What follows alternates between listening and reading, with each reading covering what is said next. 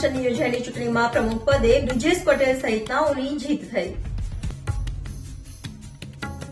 Surat district બાર એસોસિએશનની ચૂંટણીનું મતદાન શુક્રવારે યોજાયું હતું, જેમાં 42 ઉમેદવારો મેદાને હતા। તો ચૂંટણીનું મતદાન થયા બાદ મોડી સાંજ સુધી મતગણતરી થઈ હતી, જેમાં પ્રમુખ તરીકે બ્રિજેશ પટેલ, ઉપપ્રમુખ તરીકે રાકેશ ચૌહાણ, સેક્રેટરી તરીકે ચંદ્રેશ પીપળિયા, જોઈન્ટ સેક્રેટરી તરીકે સાત્વિક પટેલ, ખજાનચી તરીકે ચંદ્રેશ ચોબનપુત્ર અને મહિલા સભ્ય તરીકે સોનલ ગ્લાસવાલાનો વિજય થયો હતો, જેથી તેઓએ સૌ કોઈએ શુભેચ્છા પાઠવી હતી।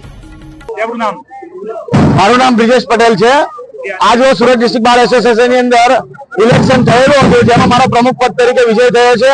મારી સાથે ઉપપ્રમુખ તરીકે ચૌહાણભાઈનો વિજય થયો છે, સેક્રેટરી તરીકે ચંદ્રેશભાઈ પીપલિયા છે, જોઈન્ટ સેક્રેટરી તરીકે સાત્વિકભાઈ પટેલ છે અને ચંદ્રેશભાઈ જોબનપુત્ર ટ્રેઝરર તરીકે વિજેતા પામ્યા છે।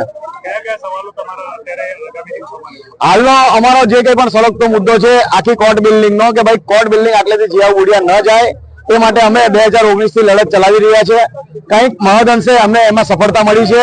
હાલમાં મરઘા કેન્દ્રવાળી જે જમીન છે એના માટે અમારી ડિમાન્ડ મૂકવામાં આવેલી છે, જે ચીફ જસ્ટિસ ઓફ ગુજરાત સાથે ચર્ચા વિચારણા કરીને જો એમની અનુમતિ મળે તો આની અંદર આગળની કાર્યવાહી સરકાર સાથે રહીને કરવાની અમે કોશિશ કરીશું। હું આજે લગભગ 250 થી 350 વોટથી જીત્યો છું।